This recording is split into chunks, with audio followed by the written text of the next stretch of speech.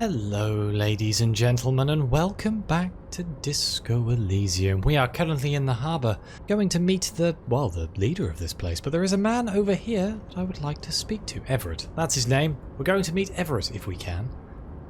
What's this? The banner sags under the weight of rain and snow. White waves on red. Anything around here? Just that door. Alright, let's talk to this man. Container, container, I'll turn you nice and red. Container, container, put the logos on. The lyrics to this container song are being made up as he goes along. Really? I couldn't tell. The accent is so thick, it's impossible not to notice he's Ubi, from the vanishing peninsula of Ubisund on Muindi. Container, container, used to be Wild Pines. Container, container, now belongs to Everett. The tiny man is so engaged in his work, he doesn't notice you. Say hi. Everett, Everett, Everett, he looks after everyone. Huh? Well, hey there. How can I help you, mister? The look in his deep blue eyes is as sincere as you've ever seen. Kind of makes you feel like an arsehole for no apparent reason. I see you are not a union man, mister. Did you get lost? You're not one of them scabs, are you? A shadow passes over his kind face. What is it with you people and scabs? I mean, I don't personally mind. Folks is just folks, you know, and folks gotta eat. He doesn't seem to be waiting for you to answer. Just some of the other guys don't look too kindly on the scabbing kind, if you know what I mean, mister. Oh my, we have a lot of options here, don't we? You're Ubi, right? Oh yes, born and raised in Irish, mister. Mum had to leave my dad after he got a bit violent. Took us here to the new world. I was about 10 then, too old to lose my accent then. People say us Ubis are up to all sorts of trouble with sheep and other animals and whatnot. I just want you to know there was never any of that where I come from. No sir, those are just nasty rumours. Thank you for clarifying that, sir. What are you doing with the containers? Oh, I'm just making some covers for them containers here. Yes I am, yes I am. So it's easier for the crane operators to spot them. He waves at the containers towering behind him. We have a 58% on a logic check? Let's see if we can pass it. The containers in the yard are green in Wild Pine's livery, and the mountains rising behind Leo is all red in Union colors. It's like some red infection was spreading outwards from the container yard's core. It looks like a massive redecorating operation, Kim. Yes, they are hiding it from the inside. All the red containers have the Debarders Union logo on them. Leo, has anyone told you why you need to change the covers? No, not really. Mr. Everett doesn't tell me all the big things. Says I go and tell them to everyone. Damn. Thanks, Leo, you've been helpful. Oh, no trouble at all, mister. No trouble at all. So, where is everyone? The harbour is empty.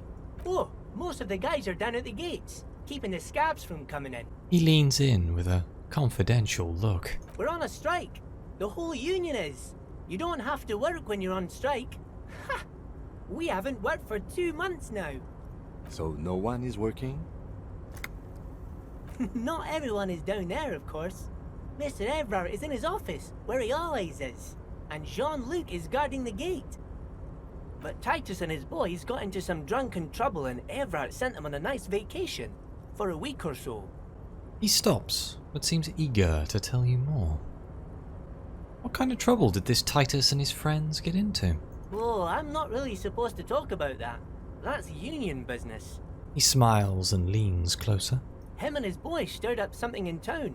Probably drank too much and got into a fight or something. I heard Mr. Everett telling them to take some time off. Don't go all bad cop on this simple, friendly fellow. What did they actually do? I guess the boys got a bit too rowdy and had to let out some steam. I don't really know the details. That's just how boys are, you know. I haven't been in a fight since I was in middle school. Easy, Leo. Let's keep this on the hearties. He looks to you for assistance. Look at him. It's not going to be anything useful anyway. Don't fight it. Better to go with the flow. Okay, Leo, let's hear about this fight you got into. I remember I was the runt of the class. The bigger boys always used to pick on me. You see, I had a bit of a temper back in the day. Flew off the handle like nobody's business. But Mr. Everett and his brother always came to help. Once they beat old Noel Becker so bad he needed stitches on his head. Noel never started another fight with anyone after this. Mr. Everett and Mr. Edgar are real nice guys, mister. You should go talk to Mr. Everett. I'm sure you'll be good friends. He's friends with everyone around here. You're never getting anything useful out of him. It's good enough you found out Everard has a brother called Edgar, and he helped Leo. You work here? Yes, yes. Everybody needs a job, and this is mine. I'm Leonard, by the way. Leonard Bellick. But everyone calls me Leo. The little man raises his hand in a welcoming gesture. I'm like Mr. Everett's right-hand man when Mr. Edgar is out of town, and Mr. Edgar's right-hand man when Mr. Everett is away. Actually, Miss Beaufort is the right-hand man, but she's a lady. Who is this, Miss Beaufort? The lieutenant looks up at Leo. A real pretty lady with a skin like those Douai Sucre candy bars my missus likes so much. Them are real nice to suckle on once the dinner is done and me and the missus sit down beside the radio. But I can't listen to the radio all the time. There's so much to do around here and I'm always busy keeping things running here. Yes I am, yes I am. Stay on this Miss Beaufort topic. Hold on. Who is this Miss Beaufort you mentioned? Oh, Lizzie. She is a real sharp tool. Mr. Everett put her through some fancy school and everything, east of the river. 4 years she was gone, and when she came back, she was all fancy and lawyerly. He respects that word. That's obvious. But she's a real nice girl. Grew up in this here neighborhood, knows everybody and gets along with everyone. Real pillar of the community one day, I'm sure. For a fraction of a second, there's sadness in his eyes. If me missus and me was to have a child, I'd be real happy if she turned out like her. But she can't have kids. Dr. Lemaitre said so, and she knows about such things. Been a doctor for almost 50 years she has. He sighs and falls silent, watching you meekly with his blue eyes. So Everett trained a lawyer named Miss Beaufort. Interesting. I think you're doing a great job around here, Leo. Yes, this place really seems to run like clockwork. Keep it up, Leo. The lieutenant smiles at the little man. Well, thanks a lot. Coming from you, it means a lot, really. You didn't think it was possible, but the smile becomes even wider. Sometimes I feel some of the guys don't really get how much I bust my ass for them here. But you guys are alright. The white rectangle on your clothes might not mean an awful lot in Martinaise, but the recognition from an authority figure made Leo's day. Are you the Leo who wrote the note to make more banners? Oh, yes, yes. I leave all kinds of notes for myself.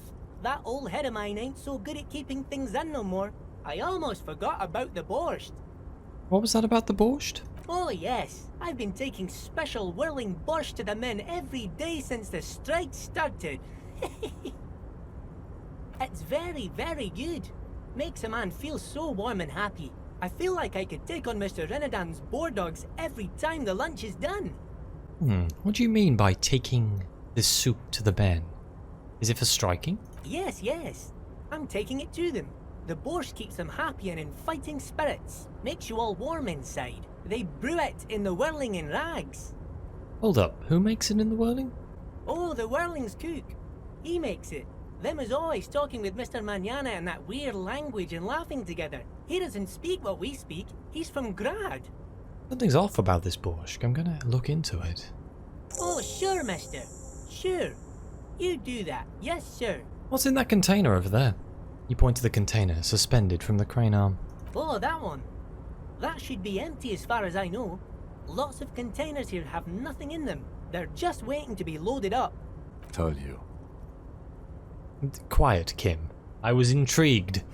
I'm looking for the leader of the Dock Workers Union. Oh, you want Mr. Everett then? He's an awfully nice fellow, he is. Him and his brother are both nice fellows. They've lived their entire lives in this here neighborhood. He coughs, then continues immediately. Guys like Mr. Everett and Mr. Edgar, his brother, are real good guys. Made Martinaise what it is today. Mr. Everett and Mr. Edgar and I went to the same school we did when we were boys. Oh boy, here we go again. Patience. Deep down you have the mental power to keep listening. Not many would, but you do. Do not interrupt. Had an arithmetics teacher, Miss Bellows. Her real name was Miss Bellams. She was a real pretty lady, but when she got mad... All the boys liked her, if you know what I mean, mister. We used to sneak in her yard in the dark and peek through the window. One time we saw Miss Bellows with a fellow. Yes, we did, mister. He looks for signs of disbelief in your eyes. Should we go with the second option? No, you didn't? Is that sarcastic? Yes, we did, mister. Indeed we did. Him was a big fellow. Used to drive the Troika near ours' school and everything. Them was all naked too. That's all I got to say about that. Very interesting, very interesting. Thank you for telling me the whole thing. Thank you. Almost forgot. Mr. Everett is in that container over there. I got distracted telling the story, but he's in there. Oh, sweet. Thank you, Liam. I'm off. Bye-bye now. He returns to his work. Well, into the container we go. This is going to be fun. I'm going to quick save because this could go horribly wrong. Anything to steal? That's the first question we have to ask. The coffee in the giant thermos is still lukewarm. That's a nice rug. Oh, hello, hang on, what's that? A stair made of pallets leading up. A taxidermy fish that tells time. Before you is a walrus of a man seated behind a large desk. He looks up from his work, not the least bit surprised to see you. Did he just finger gun me as I walked in the room? I don't know how I feel about this. With great effort, he straightens himself up in his chair, yet says nothing. He simply stares at you. A typical power play. Wait for him to speak first. Show him you've got a backbone. Say nothing and look him dead in the eye. Ah, yes. The one good eye of this man fills you up without even flickering. The other, his lazy eye, is constantly moving like a goldfish in a tank. Oh my, he does have a lazy eye. Grotesquely magnified by his +6 glasses. Amblyopia, a childhood condition. For a moment, you don't know where to look. It is unbearably humid in the trailer. Beads of sweat slide down the man's forehead. I'm gonna keep staring. At first, nothing happens. His face wears a wide and self-satisfied smile. Every now and then, he smacks his big lips. Like a general over his maps, he plots his moves. Judging by the way he's licking his chops, it's going to be a good one. So... He begins to speak, albeit very slowly, purposefully, leaving a pause after his opener. Mr. Dubois, Mr. Kitsuragi, how nice that you found a moment to pay a visit to the Debardairs Union. I'm Everard Clare, head of this little operation here. Wait, is my second name Dubois? Is my name Harry Dubois? What were my initials? Were they HDB? Because that would make sense. Do I now know my name? I should probably be more worried that he knows my name and I don't. That's usually how that goes. Please, have a seat. He gestures to a tiny folding chair, opposite to his giant desk. The folding chair looks like a torture device. Extremely uncomfortable. Can I say I'd rather stand? You go ahead, detective. The lieutenant nods at you and then the chair. Whatever he has in store for you, it can't be good, he thinks. I'll do my best. Forget about that. What's with this Dubois stuff? You're getting some seriously bad vibes from that name. Why are you calling Mr. Dubois? Please, Mr. Dubois, let us converse in a civilized manner, as equals. Take a seat. I insist. It's nothing. Yes, that's probably right. It's nothing. Forget about it. Filter it out. I don't know, it seems kind of important. He's trying to throw you off your game with this Dubois nonsense. Don't give him the pleasure. I don't sit. It's kind of my thing. Very well, Mr. Dubois. I respect a man with strong convictions. As he nods, his multiple chins move like ocean waves. I, too, have convictions. One of which is that I will not engage with any man who won't face me at eye level. I mean, you can stand up if you like. I'm not going to stop you. Should you find yourself more amenable in the future, I'd gladly resume our conversation. But until then, I'm afraid I must ask you to leave. He turns back to his typewriter. Damn, that's a nasty play. He's got you, a titan of volition, in a fork. Guess you just have to sit or leave. Alright, I'll take a seat. Excellent, Mr. Dubois. I can see that you're a reasonable man, and reasonable men can be of great use to one another. He gives you a sly wink. Damn, this chair is uncomfortable. So tell me, how can the head of the Debarders Union help a representative of the Revachol Citizens Militia today? Ow. The chair you're sitting on has got to be the most uncomfortable chair in the world. It's violating your backside. Did I just almost die because of an uncomfortable chair? I think I might need to put some points into endurance. By the way, I heard you got a rather rude reception from a certain Lawrence Gart. Some people have no manners, it pains me to say. This should take care of that nonsense. He points to a giant novelty check on his desk. It's absolutely comically huge. It should be sufficient to cover your expenses for a few days and patch over your differences with a cafeteria manager. Go ahead, take it. Hey, that's 25 real. That's good money. Think of all the stuff you could. Wait, you know Gart? Yes, I know Lawrence. He's a real character. No union man in him. A real piece of work, that boy is. With a grin, he points to the checker game. It's like you're on a game show. At least don't thank him for it. I mean, I kind of want to take the check. Yeah, I'm gonna take it, but I'm not gonna say anything. I mean, what do I do with it? Do I have to cash it in? I'll be walking around with this stupidly large check. Is there anything you'd like to say to me? Or... No, not really. No. No, it's cool. Cool? I wouldn't go that far. I'm sure there are cooler things than delivering a comically oversized novelty check to a cafeteria manager. But, sure, if that's what's cool nowadays. Oh, wait, I get to give it to Gart as the check? Oh, brilliant. Now, I'd like to set your mind at ease about one other matter. Your lost gun. Let me assure you, Union people are on it as we speak. I've got my best hounds looking for that lost gun. I'm getting very concerned that this man is somehow trying to sway my opinion of him to make him appear to be a good man, which is a good way of showing that he is a very bad man. His slug-like lips move, but all you hear is an echo. Lost gun, lost gun, lost gun. The world is swallowed by a black hole of fear. Only two words escape its gravitational pull. Lost and gun. About time we took some morale damage. It's about the only stat I've got. When he said, "Don't worry," he actually meant, be very worried. I would actually appreciate any help you could provide. Are you all right, Harry?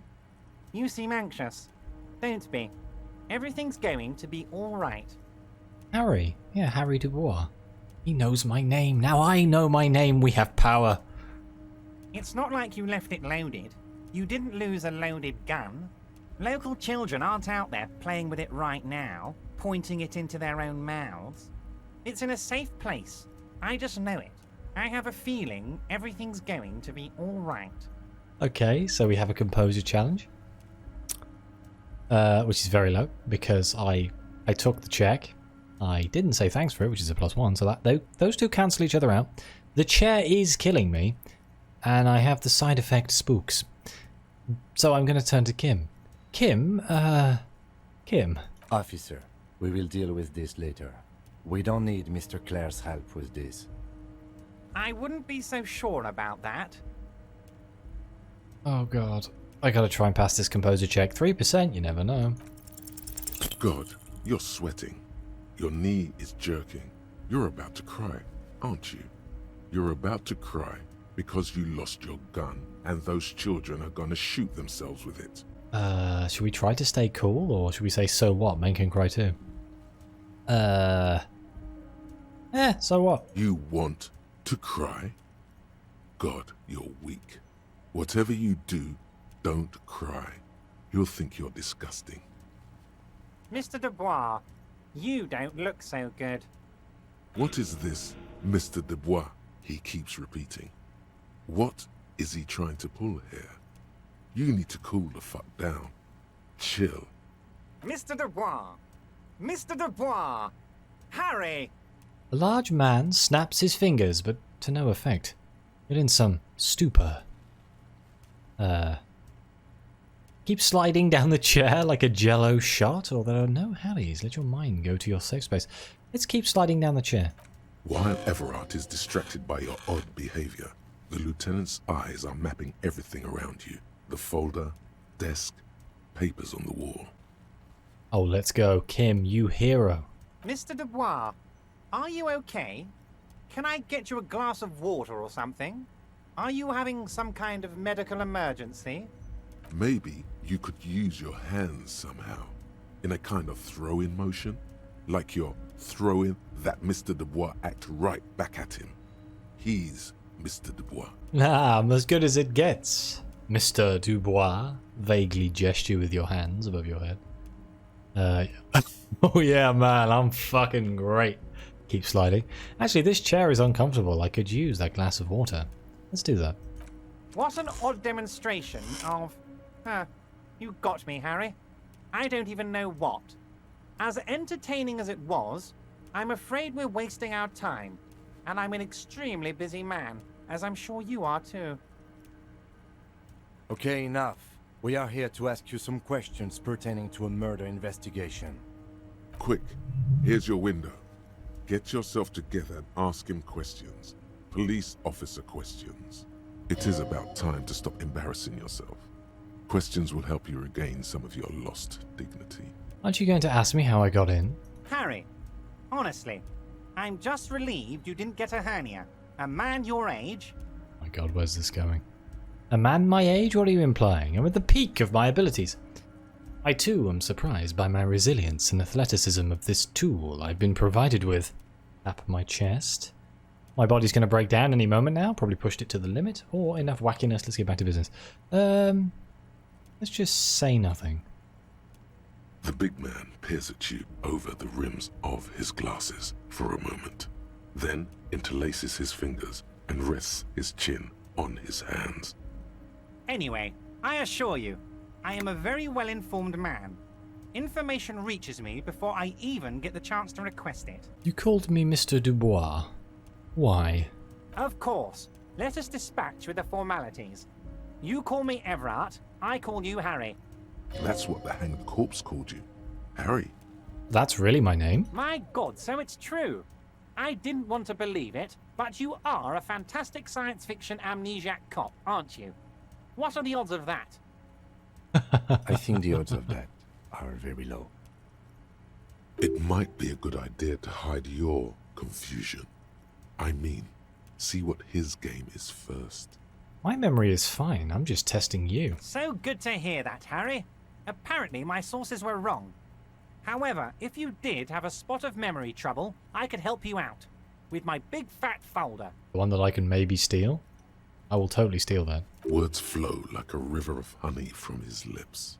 I guess word has already reached him. No matter. No harm done. Are you trying to tell me you've gotten hold of some of our documents? The lieutenant inspects Everard over his spectacles. Mr. Kitsuragi, would you mind? Me and Harry are talking about his lost identity right now. Don't just jump to the folder. That's not smart. Shows you're on the edge. Do some probing first. Here we go. Drama. Have another look at that folder. 92%. Let's see if we can pass this check. As you look at the folder, Everard covers it with his hand and pets it. He's hiding it from you because it's not a real RCM folder. It's just another one of those brown folders you saw in the file cabinet. That's not an RCM folder. Okay, Harry, you got me.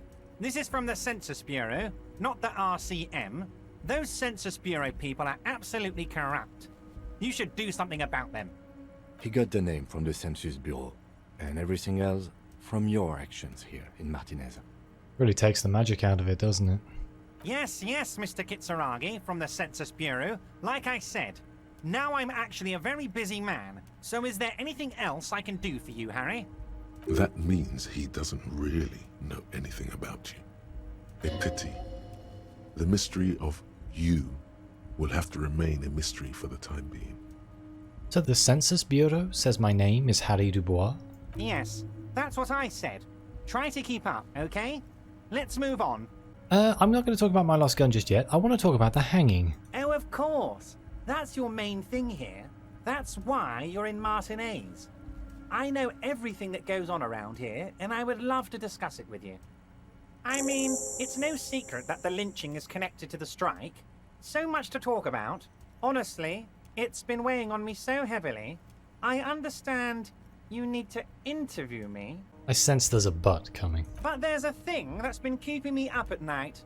I want to talk about the hanging. I mean, if we could just calmly talk, exchange information, we could blow this thing wide open. Oh god, here we go. Yes, that sounds good. Let's do that. But I can't think straight with this thing weighing on me. You're police officers, aren't you? I have a crazy idea. You guys are basically door-opening machines. Incredibly talented at opening doors. I have opened a few doors in my life. And I'm sure you're going to open this one with flying colors, Harry. This really is very simple, and there's nothing shady about it. Oh, of course. I'm going to believe that, aren't I? An excellent opportunity presents itself, sire. You could win the trust of the arch-liar, pretend to play into his hand. Then, should you wish, bend his efforts towards your own. Why don't you just open it yourself? Harry, I'm a very busy man, and more importantly, I don't have that extraordinary physique you do. You look like you could run around all day. Oh, damn it. You want to send someone a message that the police are working for you. I repeat, I'm a very, very busy man, Mr. Kitsuragi, and therefore I must occasionally enlist outside help. So what will it be, Harry? Whose door is it? Oh, no one's. It's just a weasel. A weasel lives there. Nothing for you to worry about. What do you mean by a weasel? A loud blabbering weasel. When weasels feel no one is watching, they start acting foolishly. He removes his glasses and rubs his nose. Just go there, unlock the door, and leave it open. It's been such a burden on me, Harry. I just want this to be over so I can discuss business with you. He puts his glasses back on. I bet you don't even know anything about the hanging. Harry, my dear friend, I am what people call a local bigwig. I know everything that goes on in Martinez. Damn it, fine, I'll look into it. We need to talk about that murder. Fantastic, my friend. Just let me know when it's done and we can take our friendship to the next level. He flicks his fingers. We have so many quests. Oh my god. You can get the key from Manana. He's down by the gates. Manana's like a free agent in the Union. Special operations. Hardened socialist. A real free thinker too. He'll tell you precisely where the door is. One last thing, Harry. Oh boy. Just open the door. You don't need to go in or anything. I just want that weasel to come home and see the unlocked door. Well, I may as well ask about my lost gun. Let's talk about my lost gun. Yes, your lost gun. My best men are on it. They're turning every stone, searching every playground, asking kids, grandmas, everyone. Your gun will be found, Harry. Let me assure you of that. It's just a matter of time and effort. The only way to find it seems to be working with him. He might even be holding your gun hostage. Wait, the gun may have been bought from Roy's pawn shop. Have your men factored that in? Yes. Thank you for the hot tip regarding your lost gun, Harry. My men have indeed factored in that you pawned it. Oh. Now please, let the professionals do their job. Kick back, Harry, relax. I have great guys on this. You focus on what's important. Building our relationship for the good of Martinez. It did not come as a surprise to him. He might actually not be bullshitting. Does this mean if I do things for you, I'll get my gun Damn back? it, Harry. That's exactly what it means. I'm only kidding, of course. Of course. I understand. We help you, you help us. I'm looking into your shady brew. I don't know what that means, Harry. Shady brew? There are so many moving parts in my operation, I can't keep track of them all. Oh. You know what? Don't even tell me. Whatever it is, do it. Surprise me. Just one thing. If you can, make it even shadier. He sincerely has no idea what you were talking about. And he doesn't care either. What's in the container that's outside your office? My dear Harry, there are literally millions of containers in this harbour. I couldn't possibly remember what's in all of them. There's something special about it. It was attached to the Calzund crane. Harry, you smooth-talking son of a bitch. Time is a precious resource, and I don't have enough of it to count containers with you. Smooth talking. Maybe that's the way to go about opening the container. You should at least try convincing it. I already have tried. I'm going to leave now, but we might talk later. Wait. You need this to get in and out through the gate. Thanks. I was wondering how I was supposed to get out. Here, you're one of us now. A real red and white union man. Take care, Harry. Oh, I'm sure that'll be useful. Let's have a look at that. Items? Is this it? Giant novelty check? This 20 by 50 centimeter check looks like it's meant to be handed over ceremoniously on a gala-like event. It supposedly exchanges for 25 real at your local Fritz store. Below the number, a careful hand has written the words Constable's Rent. All of it. Note, worthless in a pawn shop. I'm not a huge fan of that.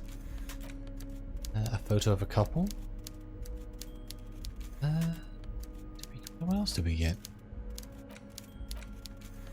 I do have this stuff to interact with here. I guess it hasn't actually come up as an item. The card. Oh well, we can leave now at least. Can we go back to the Whirling Rags? Let's see.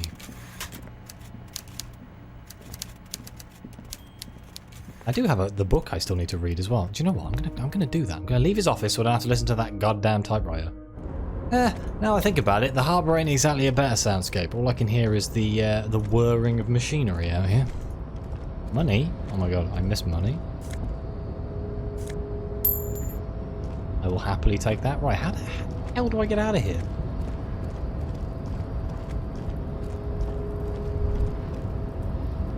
Right, I'm going to try convincing You're it. back before the cargo container. Okay. Svans means whale fjord in Arden. Okay.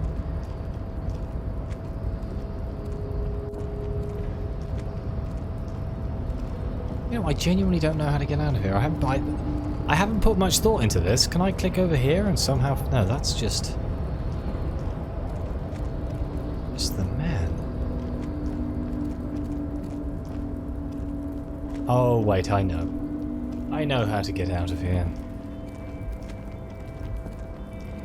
There was the card reader on the door, wasn't there? Weren't we supposed to get a key off of a man? I think it's supposed to be this guy. So, how'd you like our harbor? You've been in there, he means. Talked to the boss man too, probably. Labour Utopia. Not approvingly. Yeah, it was nice enough. It's but a rest area on the path leading across open plains. He notes solemnly, then turns to you, a wide smile adorning his face. Right. You talk to the boss, eye to eye, like men of the plain. If you have any more questions, I'm set to talk. Everard said you have a key to a door. A key, huh? What door is this key supposed to open? He said it belonged to a weasel. Oh, say no more. I got you. He taps the side of his nose with a little wink. I got that key right here. And let me tell you, it's mighty good of you to help us out during the strike. Working class solidarity, as they say. I saw an opportunity and I took it. I'm a hustle grinder. I heard something about a weasel and it didn't sound like a local polo weasel, if you know what I mean. I'm not opening this door for myself. I'm opening it for all working men I'm not really doing this for any political reasons. Oh, so the none of the above type, are you? I get it. I like to keep my distance too. But it doesn't matter. It's a good thing you're doing. Thanks. What am I doing? What you're looking for is a basement door behind the greenhouse. That's behind the whirling in rags. That's all I know. Our organization is what you call compartmentalized. Means we keep out of each other's business. The basement door behind the greenhouse. Okay, but where did you get the key from? The janitor gave it to me. Nice fella. We talked about life and things that really, truly matter. His gaze wanders off into the distance. None of this mess we're in. This jiving and juggling. What's it for? To feed our children, I guess. Anything else I should know about this task? This weasel person. When will he be home? I'm more of a philosophical dock worker. I like to talk about the big picture stuff. Who I am, who you are, what we are fighting for. The man takes a big sip from his flask. He means he's not going to tell you cause he doesn't know. But he will shoot his mouth off with you now that you're working for Everard. Who he is and what they're fighting for. This is interesting. Why are you striking? We're negotiating our share. Your share? Aye. So, not wages or pensions or... This stuff. They already covered. Shouldn't you be grateful? It's a lot more than most people have here. Never grateful. Were we ever grateful, we'd have nothing. You fight for every piece. How large a share would you like? All of it. However, right now we want all the harbor workers to be on the company's board, so they could take part in the decision-making process. This seditious talk sounds like communism. Just so we're on the same page, communism is basically wanting to kill the rich people or deporting them to a labor camp in southeast Grad. But don't say that out loud if you're a communist. The boss man, Everett. How can you tell me about him? I think it's best you make up your own mind now that you've met him. In my eyes, he is a capable organizer and a decent businessman. What does bossing the union entail anyway? I guess you kind of get to be the village chief. He oversees the harbor, makes deals with the owners or other relevant parties, watches out for his own. By that, you mean corruption? By heavens, why would he not be corrupt? We live in a harsh and disordered world, see? And in this world, the old man is corrupt for our benefit, and we know it. Appreciate it even. He is, personally, not too lavish. Dantesk seemed pretty lavish. He is reasonably lavish, sure. That's his prerogative. It's not like you want a saintly demeanor on a corrupt motherfucker. That would be a manipulative illusion. Besides, there are no non-corrupt systems in the world anyway, and moralism is the most corrupt of them all. Not you would like to say. But then there's that weasel door. This man has political theory, and it has not failed him today. So, are you a communist? No. I don't think I'm a communist. Seeing something of value and saying I want it all to myself is a much older and simpler notion. No science to it at all. Even a weak child can think it. The only things holding someone back are I can't and I shouldn't. You shouldn't take what's not yours. Then how can anything ever be mine? But that's okay. We don't have to agree. The prairie is wide enough for all of us. You seem to have spent a lot of time thinking about the political situation. Sure, I've had the necessary free time. Fortunately, there's always time. The look in his brown eyes conjures up an understanding. For him, having command of his time is the most important thing. It all comes together now. The way he speaks about scabs, his general attitude. He's a follower of a 500-year-old Franco-Nigerian Boyadero code, itself an appropriation of Vespertine cool. That of a noble peasant or a traveling herdsman. True to yourself, independent in your actions, loyal to your friends. Maybe I'm a boyadero. No. Unless... No. Oh. The man sits on the railing, his hands reaching far and wide. Yet it feels as if he could, effortlessly, go even wider, if need be. An endless torrent of time. Okay. Any idea who killed the hangman? The mercenary, eh? Who could have killed him? That's indeed the question. Why even do such a thing? The Merc was hanged with a very specific type of cargo belt, one often used in heavy transport areas. For example, harbors. What a thought! Why would noble workers resort to such a thing? Unless they were pushed, of course. Pushed how? Your dead guy was an enemy combatant. Hold up, what does that mean? He was an agent of the opposition, attempting to undermine our honorable efforts. Did you kill him? I ain't the murdering type, but that's just me. Large organizations like our union have all sorts of men, with all sorts of skills. He's not lying about not doing it himself. Understood. This has been of limited use. Still, thank you. No problem. I wish the best to you in your search. Sure, I'm glad it's not my search. He takes a sip from his flask. Good talking to you. Gotta run. Okay.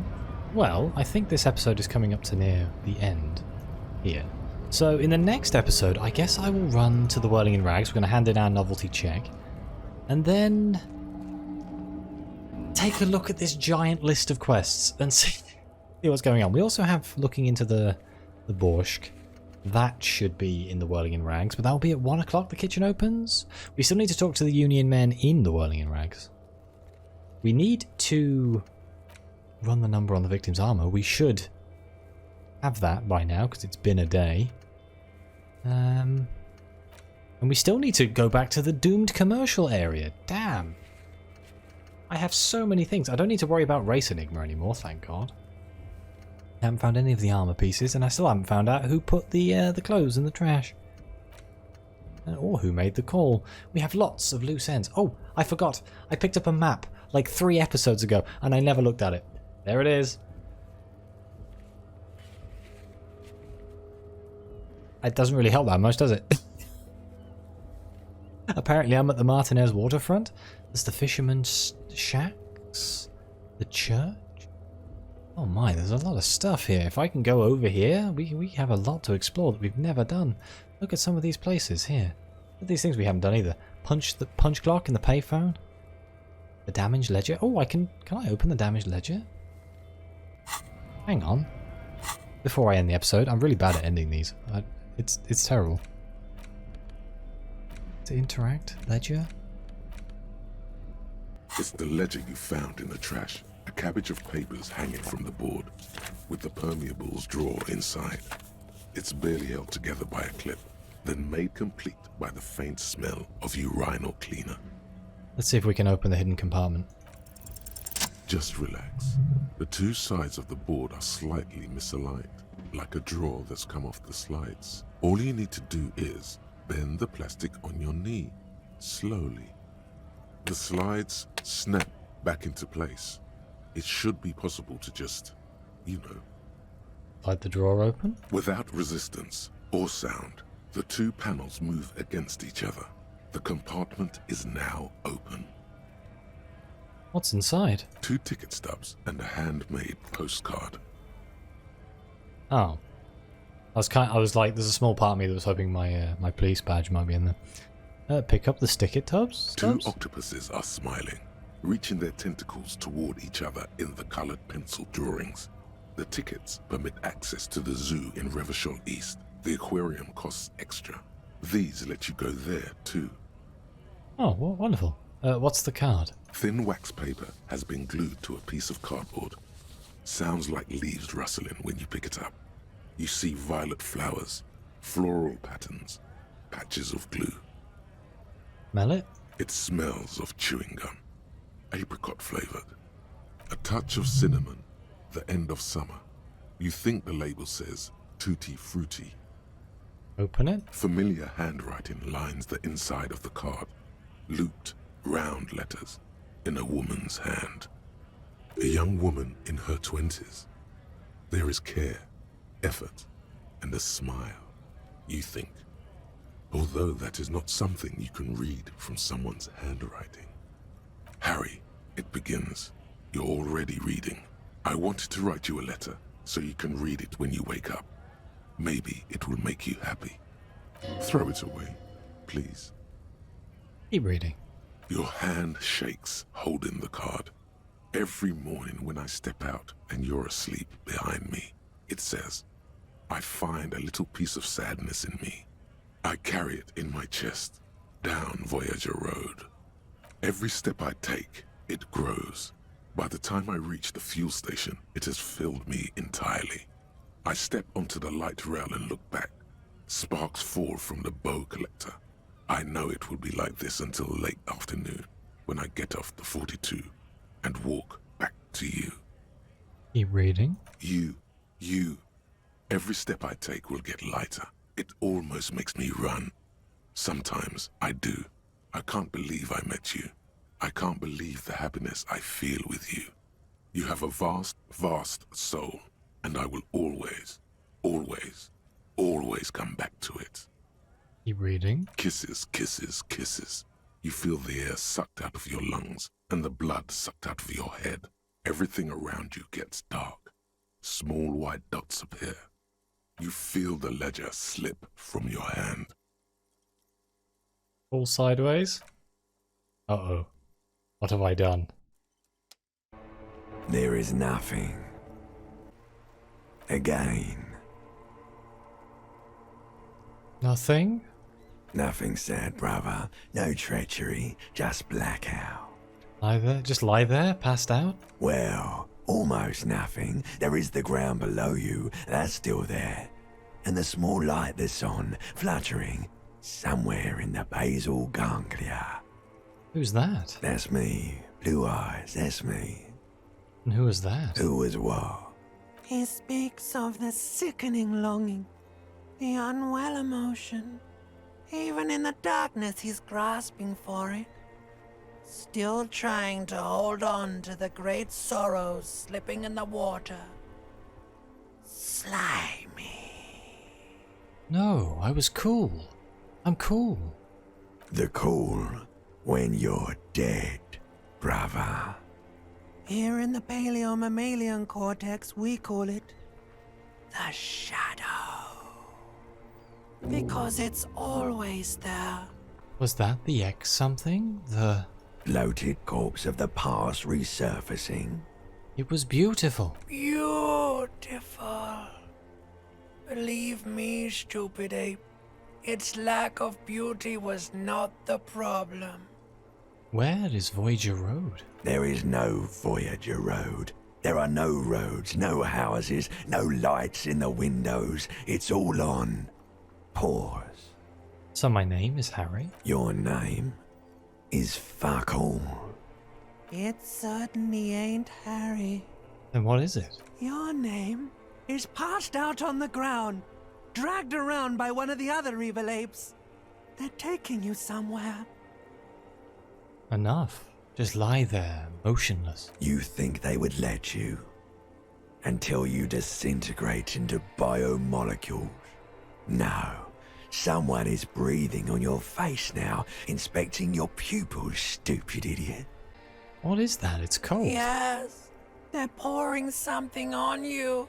It's in you. It's delicious. Oh, hello. Glowing lights on a dashboard emerge out of nothingness. Where am I? In the upholstered cabin of Lieutenant Kitsuragi's motor carriage, seated in the driver's basket. The air is thick with leatherworks and heavy fuel oil. Cold water runs down your chin. Drink. Water. The lieutenant is extending a small canister to your mouth. The water is cold, silvery, the stuff of life itself as it pours down your parched throat. The pounding in your head recedes. The darkness parts. Drink. You haven't drunk water in 2 days. Did you know the human body is not made to survive on alcohol alone? You need a secondary form of hydration. We'll drink again. With greedy gulps, you down half a liter of cold water. Some of it spills on the driver's seat. The lieutenant pays no heed to it.